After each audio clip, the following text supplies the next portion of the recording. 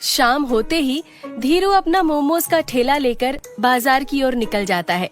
जैसे ही वो बाजार पहुंचता है तो देखता है कि बाजार में उससे पहले ही चाउमीन वाले और समोसे वाले ने वहाँ ठेला लगा रखा है। ओ भाई चाउमीन वाले, यहाँ से अपना चाउमीन का ठेला जरा पीछे को खिसका ले, वरना अच्छा नहीं होगा। मैं रोज बाजार की पहली गली में सबसे आगे अपना ठेला लगाता हूँ और तू मेरी जगह अपना ठेला लगा कर बैठा है। मैं सबसे पहले आया हूँ, इसलिए सबसे आगे ठेला तो मेरा ही लगेगा। अगर तूने अपना ठेला पीछे नहीं किया ना तो मैं। तभी पास ही में ठेला लगाए समोसे वाला बोलता है, अरे भाई काहे को लड़ाई झगड़ा कर रहे हो? बाजार लग गया है, लोग भी आना शुरू हो गए हैं और तुम हो कि काम के टाइम झगड़ा कर रहे हो। भाई मन्नू, ये धीरू नहीं मानेगा, इसलिए अच्छा होगा कि तू ही अपना ठेला जरा पीछे कर ले। समोसे वाले की बात मानकर मन्नू अपना ठेला पीछे कर लेता है। सबसे आगे मेरा मोमोज का ठेला होगा तो लोग सबसे पहले मेरे ठेले पर आकर रुकेंगे और मेरे मोमोज खाएंगे। ऐसे बोलकर वो मुस्कुराने लगता है। तभी बाजार में लोगों की भीड़ उमड़ पड़ती है। धीरू के ठेले पर मोमोज खाने के लिए कई लोग आकर खड़े हो जाते हैं।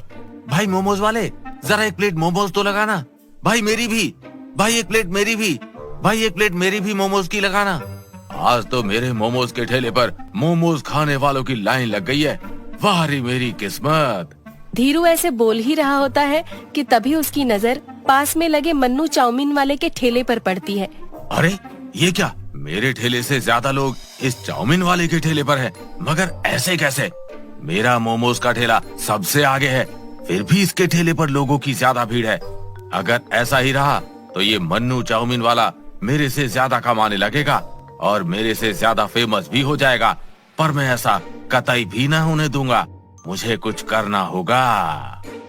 धीरू सभी को मोमोज की प्लेट लगा कर देता है और तभी वो देखता है कि मन्नू की चाउमीन खा रहा एक आदमी मन्नू की चाउमीन की बहुत तारीफ कर रहा है।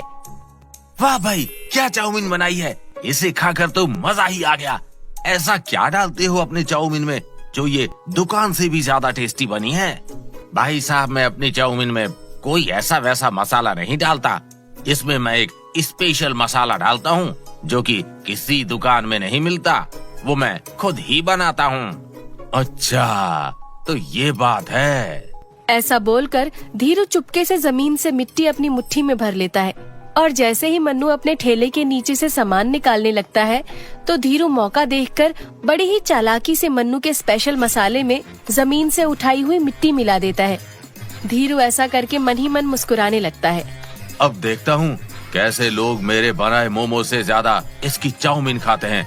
बड़ा आया स्पेशल मसाला चाउमीन बनाने वाला। लो जी, आज तो इतनी बिक्री हुई है कि मेरी तो कच्ची चाउमीन ही खत्म हो गई है। मैं तो चला अपने घर, अब लगता है कल से ज्यादा चाउमीन लानी होगी। मन्नू धीरू की ओर देखते हुए जोर से बोलता है, रहा आया अपना मोमोज का ठेला मेरे ठेले से आगे लगाने वाला।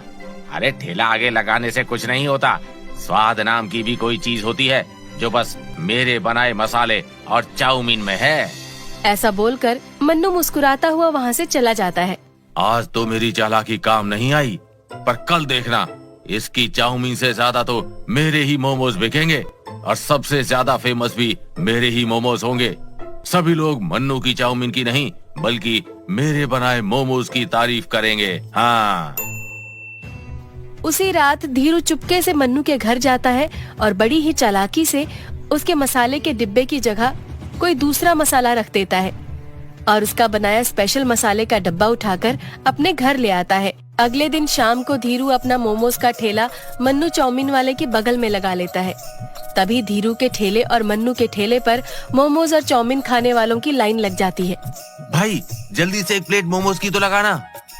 भाई मेरी भी एक प्लेट मोमोज की लगाना, चटनी जरा ज्यादा देना भाई।